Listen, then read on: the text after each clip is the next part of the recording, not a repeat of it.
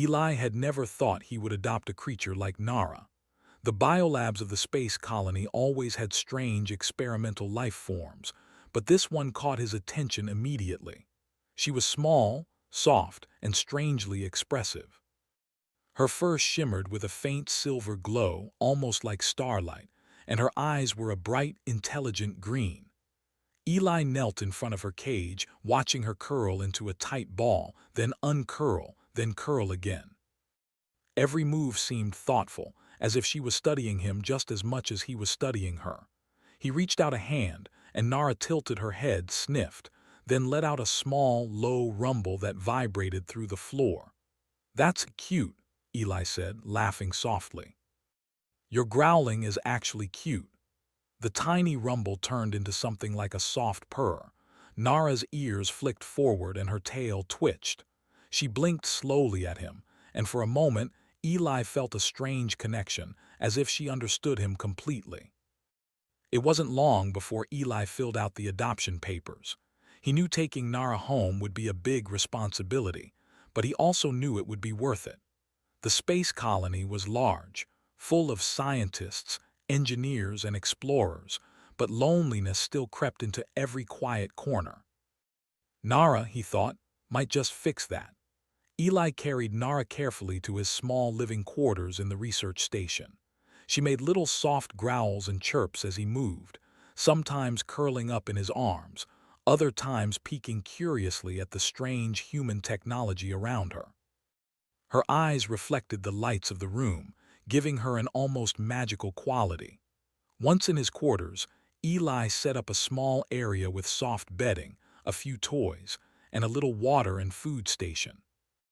Nara immediately began exploring, sniffing every corner, growling softly whenever she found something interesting or unfamiliar.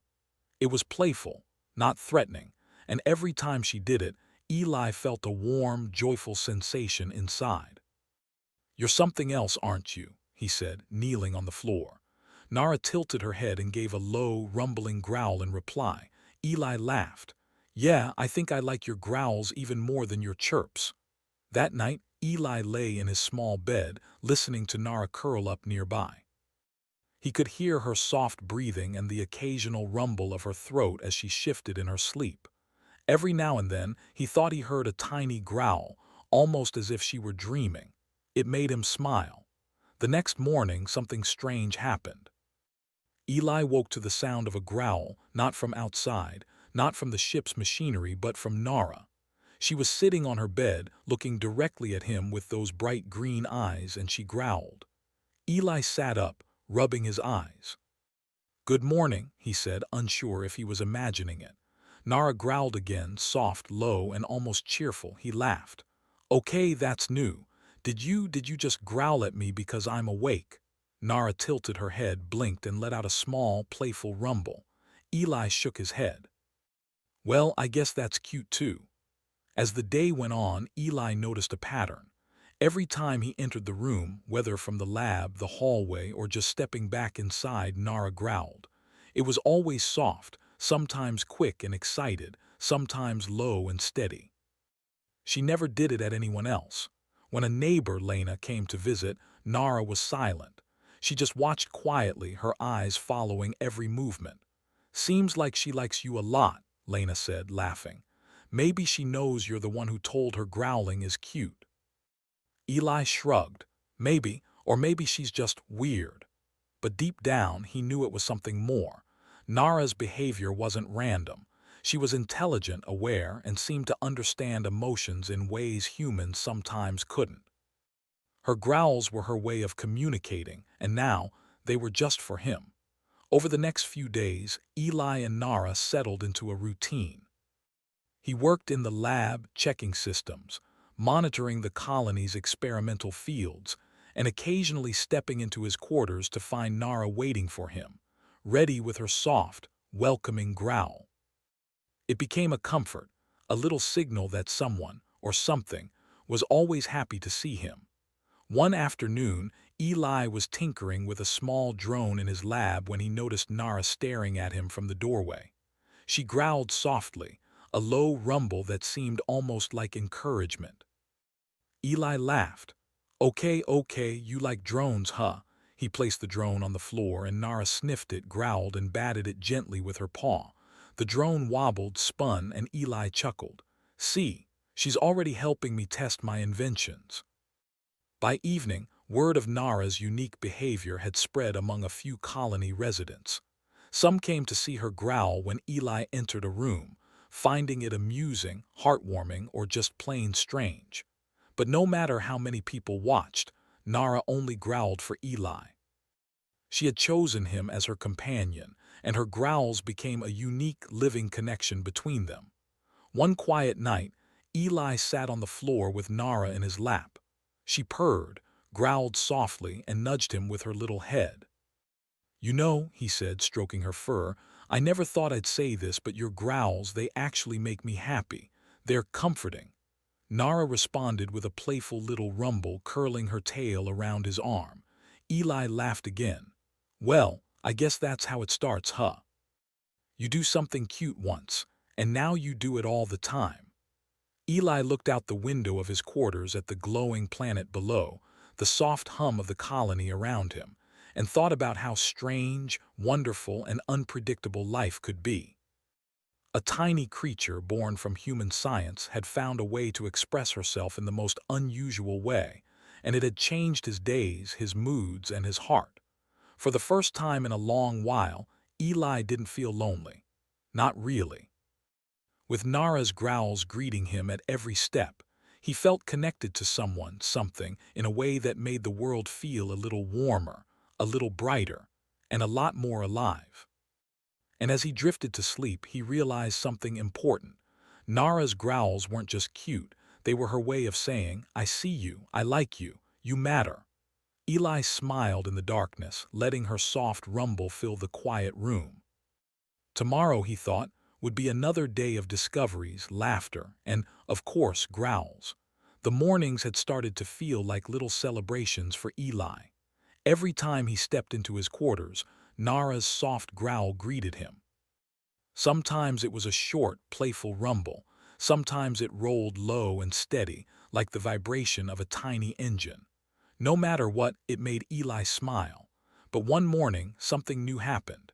Eli was carrying a stack of reports from the lab when he opened his door.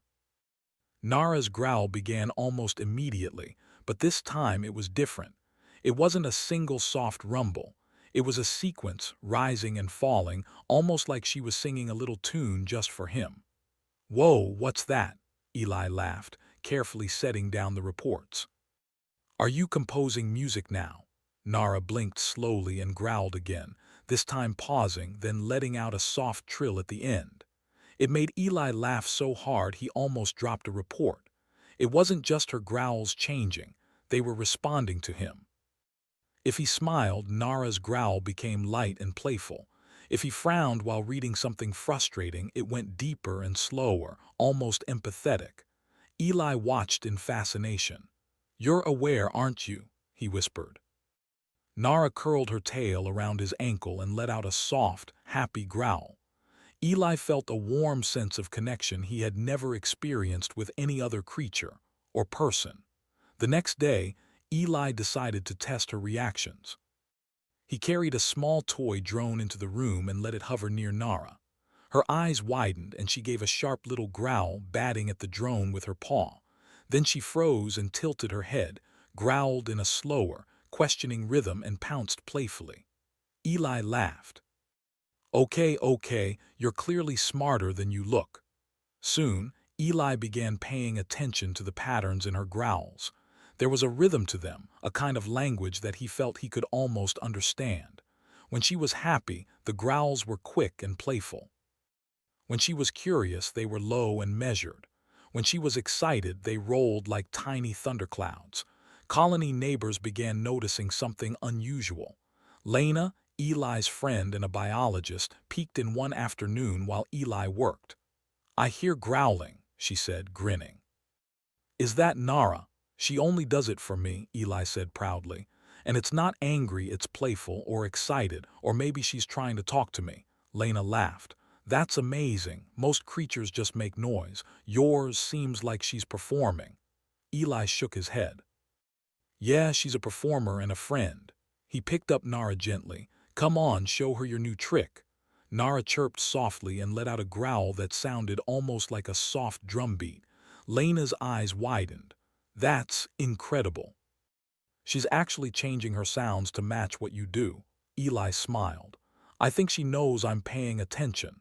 He leaned back in his chair, letting Nara curl against his chest. I've never seen anything like this. She's not just cute, she's amazing. Over the next few days, Eli and Nara's routines became even more playful. Every task Eli performed at the station turned into a little game with Nara. When he worked on computers, she would pounce on the keyboard softly, growling in excitement. When he walked through the hallway, she followed, giving a low rumble that seemed to cheer him on. One afternoon, Eli decided to take Nara to the observation dome. The colony had a giant glass structure that overlooked the planet's glowing forests and winding rivers. The sunlight spilled in, reflecting off Nara's shimmering fur. Wow, look at this, Eli said, setting her down. Nara's eyes widened as she scanned the view. Then she growled, a low, happy rumble that rolled and echoed lightly in the dome. Eli laughed. Yeah, I think you like it. He sat down on the floor and watched her explore, her growls soft, then sharp, then playful. Every noise seemed to match her movements, as if she was narrating her own little adventure. Eli realized she wasn't just communicating, she was performing, turning her feelings into sounds, letting him into her little world. It wasn't long before the colony noticed. Scientists, engineers, and even maintenance workers would stop by, curious about the little creature that growled for Eli only. Some tried to make her growl for them, offering toys, food, or gentle pokes, but Nara was uninterested. She only responded to Eli's presence, letting out a soft, welcoming growl when he entered the room. One evening, as Eli prepared dinner, he noticed something unusual. Nara was sitting by the doorway, her eyes fixed on him. She growled softly, not playful, not happy, but patient and observing. He paused, looking at her. "What is it?" he asked. She growled again, a slow, rolling sound that seemed deliberate. Eli tilted his head, thinking, could she be trying to tell him something? He grabbed a small notebook and began jotting down her patterns. When she growled, how long, what pitch. It was amazing. The growls weren't random. Nara had a rhythm, a way of emphasizing feelings, almost like language. That night Eli lay on the floor, Nara curled next to him and thought about the day. She had growled for him hundreds of times, each one slightly different. Each one seemed to carry emotion, meaning, and intention. He realized she wasn't just a pet. She was a companion, a teacher, and maybe even a friend who could help him understand life in new ways. The next morning, he woke early and carried Nara to the lab. He had decided to run a small experiment, something fun to test her awareness. He placed a set of small colored cubes on the floor, each with a tiny bell inside. "Okay, Nara," he said, crouching low. "Let's see if you can pick your favorite." Nara sniffed the cubes, growling softly at each one, then tapped a blue cube with her paw. A small bell jingled inside. She growled again, rolling over it in excitement, then backed away. Eli laughed. "That's your choice, huh? Blue it is." The experiment continued for hours. Nara would growl at certain colors, ignore others, and even show surprise at new combinations. Eli realized she was capable of decision-making and preference, something most colonists didn't expect from a creature of her size. By the evening, Eli felt a deep sense of joy. His quarters, once quiet and lonely, had become alive with Nara's sounds. Her growls were no longer just a quirk. They were part of the rhythm of his life, a source of energy, humor, and comfort. As he prepared for bed, Eli looked at her curled on the floor, her green eyes watching him intently. "You know," he whispered, "I think you're teaching me more than I'm teaching you. You're showing me how to notice, to listen, to feel." Nara growled softly, almost as if she understood. Her tail twitched, her ears flicked, and her body relaxed in contentment. Eli smiled, letting her small, warm vibrations fill the quiet room. Outside, the colony lights twinkled like distant stars. Inside, a small creature had turned a simple room into a stage, her growls forming music, language, and laughter. Eli realized that sometimes the simplest things, like a growl, could open doors to wonder, connection, and joy. And as he drifted to sleep, Nara curled close, giving a soft, welcoming rumble. Eli felt a deep certainty. Tomorrow, her growls would bring new discoveries, laughter, and maybe even a little more magic into his life. Days passed, and Eli found himself more fascinated by Nara than ever before. Her growls weren't just noises anymore. They had patterns, rhythms, and even what seemed like moods attached to them. He began noticing that some growls repeated in the same situations. When he opened a door, there was the same playful trill. When he prepared food, a slow, deep rumble filled the room. And sometimes when he was lost in thought, she would growl softly, almost nudging him to pay attention. Eli had always loved puzzles. So now, with Nara's growls, he had the most delightful puzzle of all. He started carrying a small notebook everywhere, jotting down the type, pitch, and length of each growl, noting what he was doing at the time. By the end of the week, he had several pages filled with observations. "Okay, Nara," he said one evening, holding her gently. "I think you're trying to tell me something, but what?" Nara blinked at him, then let out a soft rumble.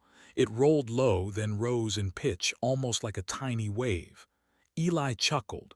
"That's definitely a message, but I'm going to have to figure out what it means."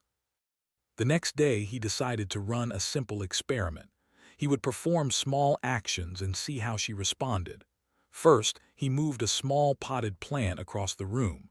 Nara growled, a questioning rumble. Then he touched one of the lights on the ceiling. She growled differently again, a quicker, excited trill. Finally, he tapped the floor near the window. Her growl was soft, drawn out, and contented. Eli leaned back and smiled. "You're amazing. You're actually communicating." He could hardly believe it himself.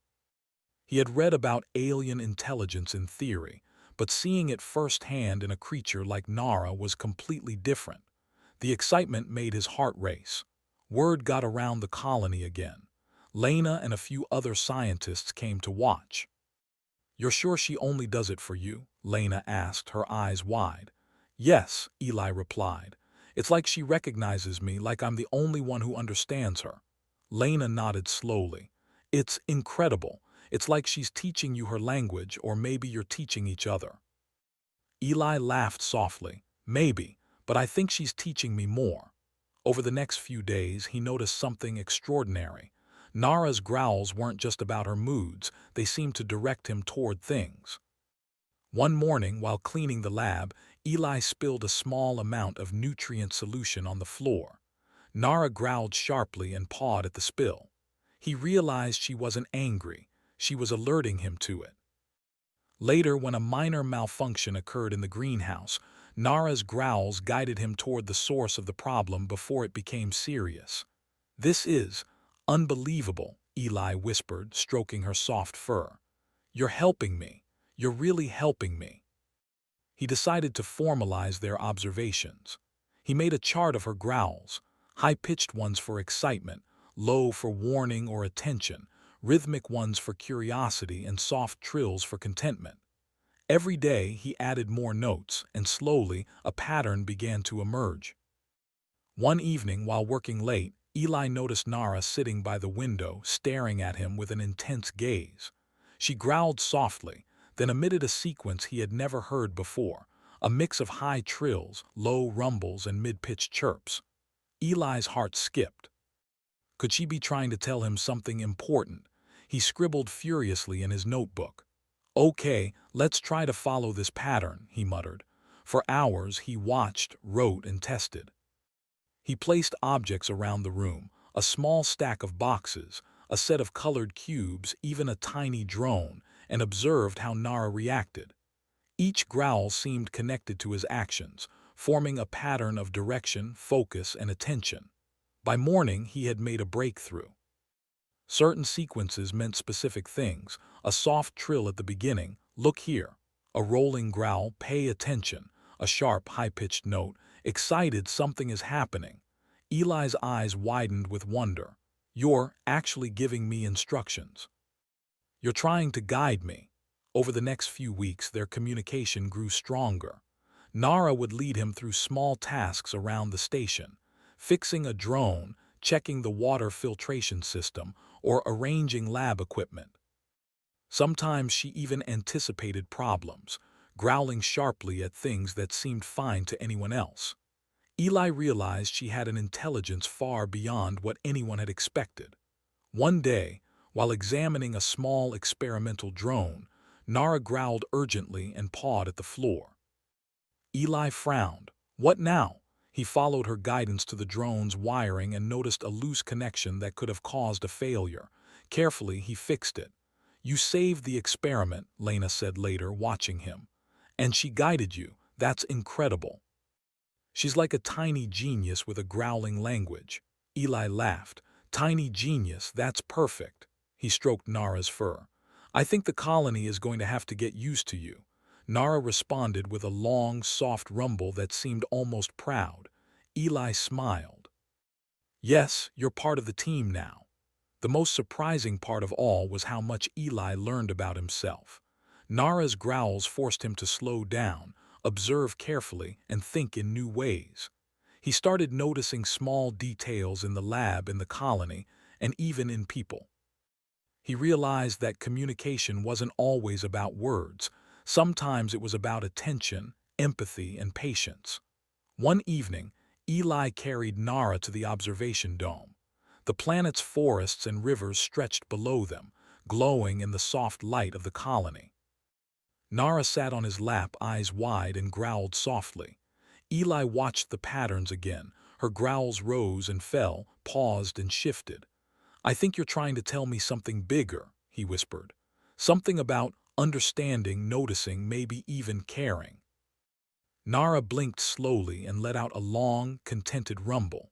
She pawed gently at his hand, then looked out at the view. Eli realized that her growls were not just about small tasks. They were a way of sharing her perception of the world with him.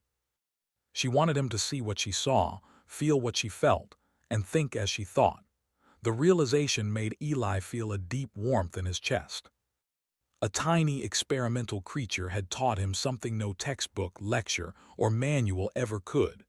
That connection and understanding could come in the simplest forms, sometimes through a growl, a trill, or a gentle touch. From that day on, Eli treated their growls as a conversation. Every time he entered a room, every time he started a new task, he listened carefully. Sometimes he responded with words, sometimes with gestures, and sometimes with nothing at all.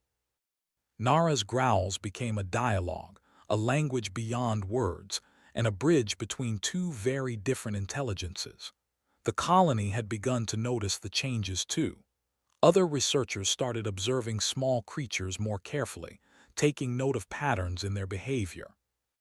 They began learning from Nara's interactions, realizing that intelligence could come in unexpected forms, and that even the smallest beings could have profound effects on human life. For Eli, every day was an adventure. Nara's growls guided him, entertained him, and reminded him of the wonder hidden in the universe. They had formed a partnership, a team built not on dominance or control, but on trust, observation, and empathy.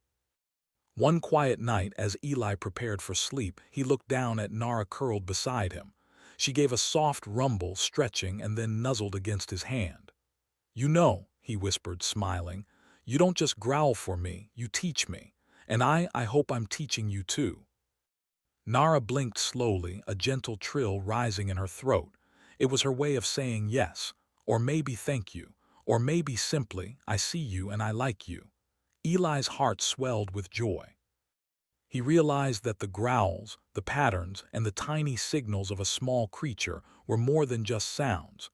They were proof that connection could transcend species, size, or language. And as he drifted to sleep, Nara curled close, growling softly in her unique, expressive language.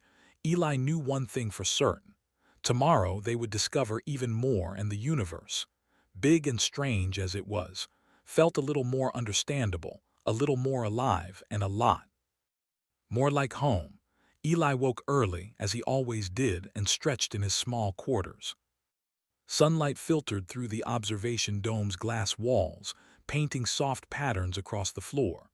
Nara was already awake, curled on her bedding, eyes shining as she watched him. As soon as he stepped into the room, she growled, a warm, welcoming sound that made his chest feel lighter, happier. "Good morning, Nara," Eli said, laughing softly. "Ready for another day of adventures?" She blinked slowly and growled again, the rhythm playful, full of energy. Eli smiled. The growls had become more than just cute sounds. They were an expression of friendship, understanding, and even guidance. That day, Eli decided to bring Nara to the colony's main hall for the first time. Other scientists, engineers, and explorers had heard rumors about her abilities, and curiosity buzzed through the air. Some had seen her in the labs, others only heard stories. Now they would meet the tiny creature whose growls had amazed everyone. As Eli carried Nara into the hall, she peeked curiously from his arms. Then, as he set her down, she growled softly, not loud, not threatening, but deliberate, as if introducing herself.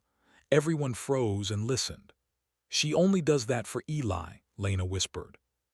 "I've never seen anything like it." The room was quiet.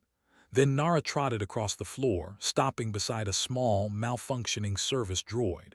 Her growl changed tone, short, rhythmic, and insistent. Eli watched as she pawed lightly at the droid, growling again. "Look at that," Eli said, guiding the droid. "She's showing us the problem." The audience gasped quietly. The droid's loose wiring had caused intermittent errors, but thanks to Nara, it could be fixed quickly. People began to gather closer, watching her growls, her movements, and her expressions. Some took notes, others recorded videos, and a few simply watched in amazement.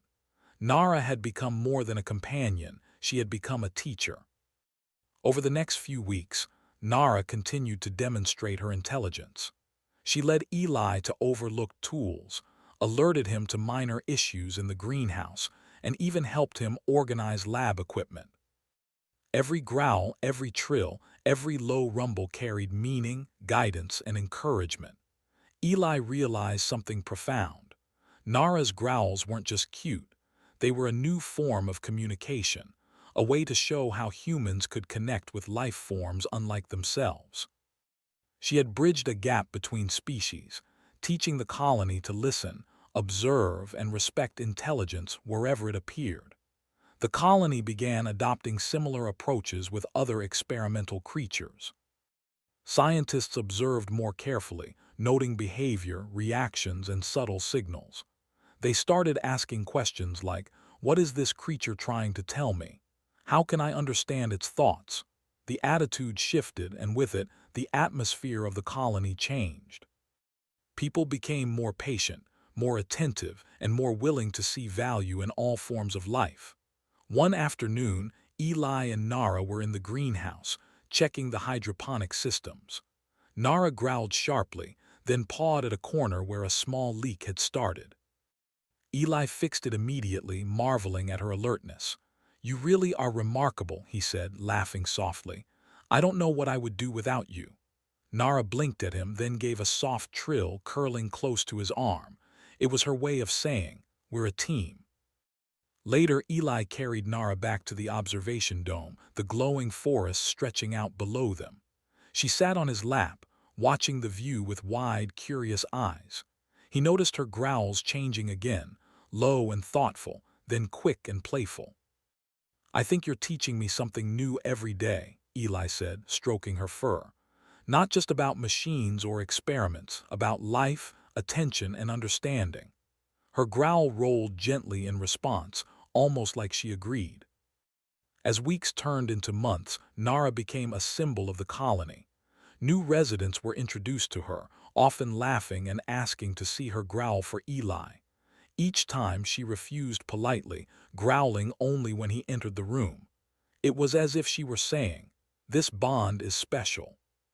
It belongs to us." Eli noticed that people were changing too.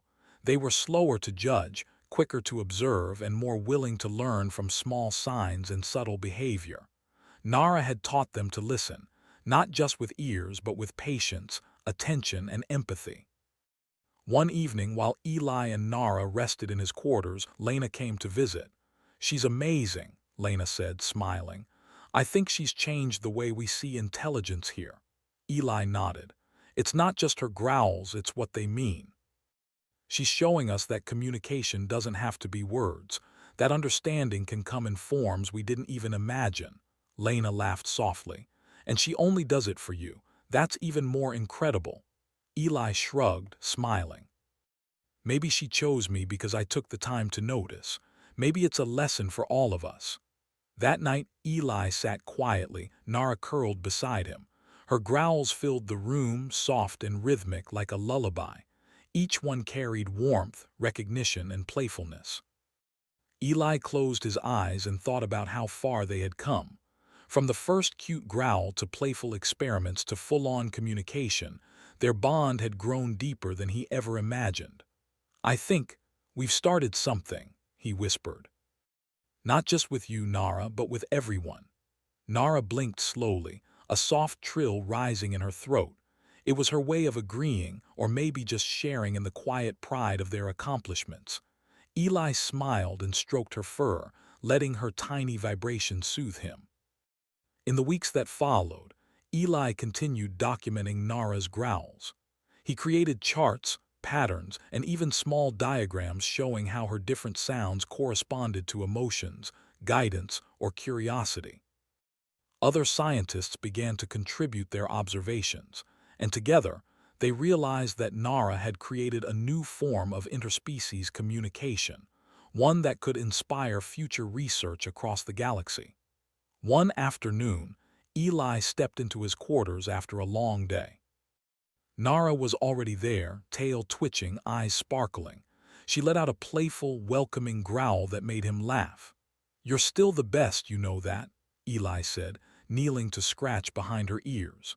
She chirped softly and rolled onto her back, tail flicking. The colony began celebrating small successes with Nara by their side. Children in the colony loved her, learning to observe and respect her behavior.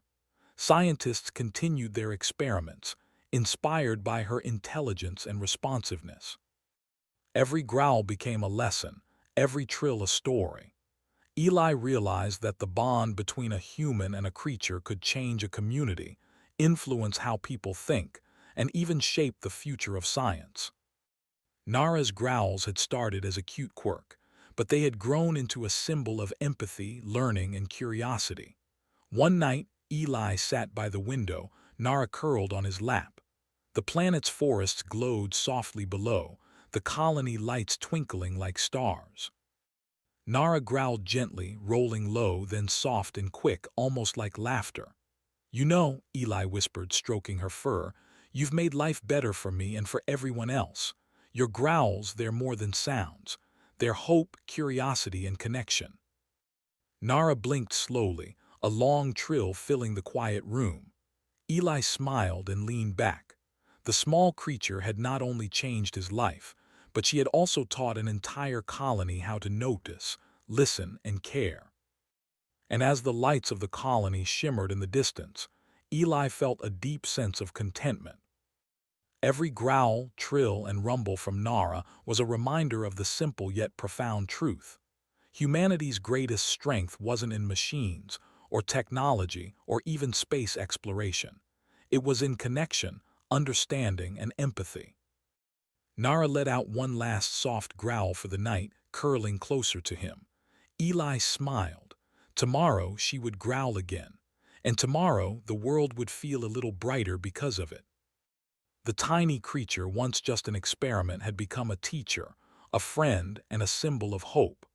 And Eli knew that together they could face anything, exploration, discovery, and the endless wonder of the universe, growls and all.